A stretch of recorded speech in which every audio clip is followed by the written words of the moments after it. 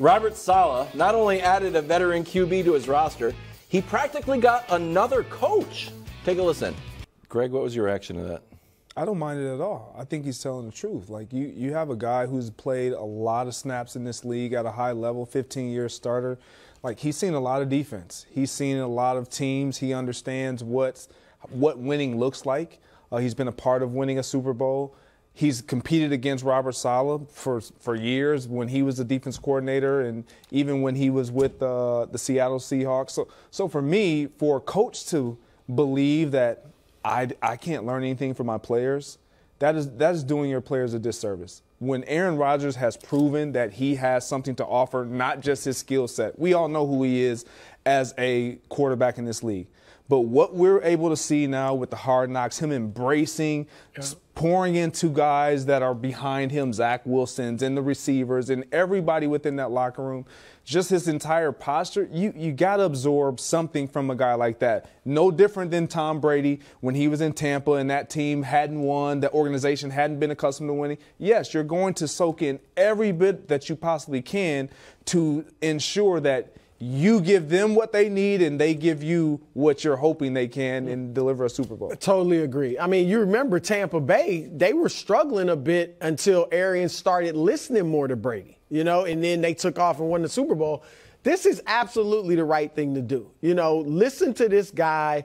He knows the offense like the back of his hand because Nate Hackett is there. It's the offense they ran in Green Bay.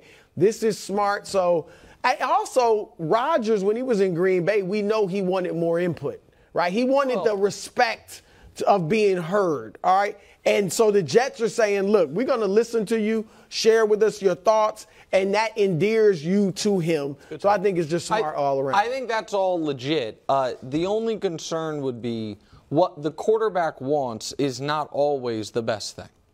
And we could go to the struggle with Pete Carroll and Russell Wilson in Seattle that I think it turned out Pete was on the right side of. Or we can even go to Aaron.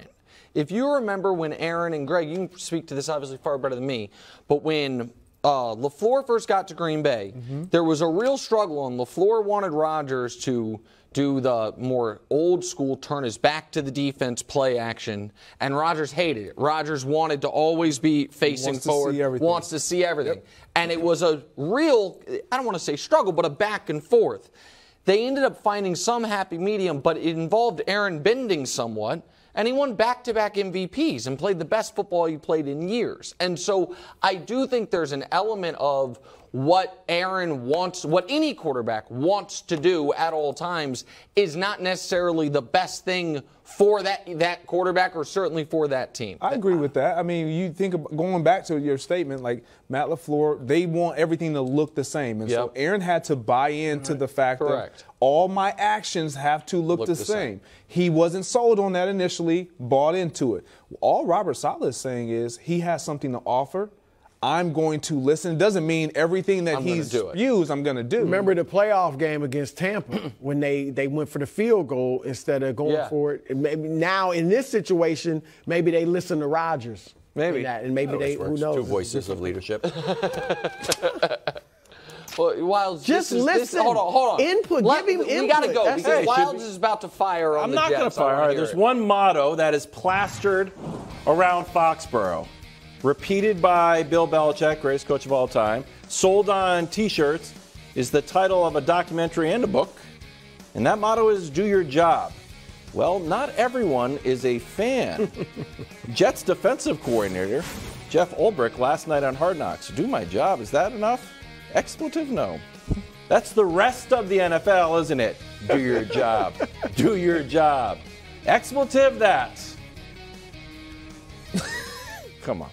What? Come on, man. What? The Jets. What are you guys doing? It's like our main motto. Yeah. What are you doing? Well, they're mocking you.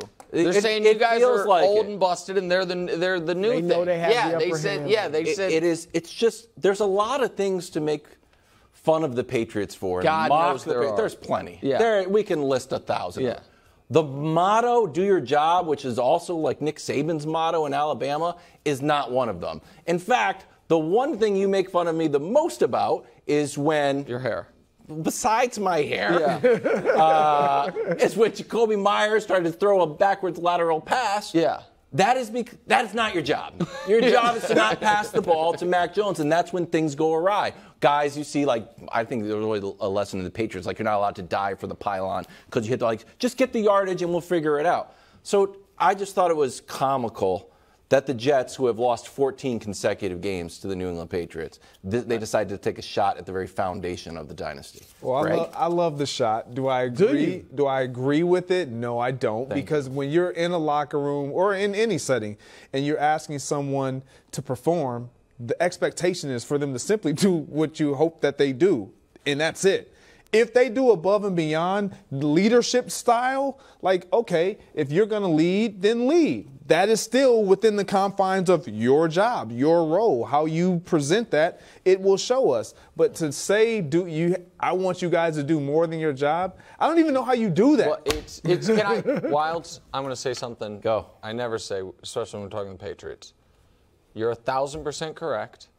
And to me, it shows an air of misunderstanding and immaturity from the Jets defensive coordinator. Because say what you want, anyone wants about Bill Belichick, he is the greatest defensive coach in the history of the sport. And he has preached, and Nick Saban, like you were saying, is maybe the greatest college defensive coach in the history of the sport. Clearly, the idea on that side of the football, and this is the Jets D coordinator, of all 11 do specifically what you're supposed to do, not too much, not shoot a gap you're not supposed to, not lose contain because you're going to have a quarterback. That's how we build a great defense, and he's out here saying we're going to be world beaters by doing more. I think it's a mistake. Yeah, look, as much as I think the Jets will stomp on the Patriots this year or be much better, you just don't need to do 4 for 4. 4 for 4. I'm with you. You know what they call that? He hadn't won a thing. Topic cycle. Thanks for watching. Subscribe here to get more from the show and to check out clips from other shows on FS1.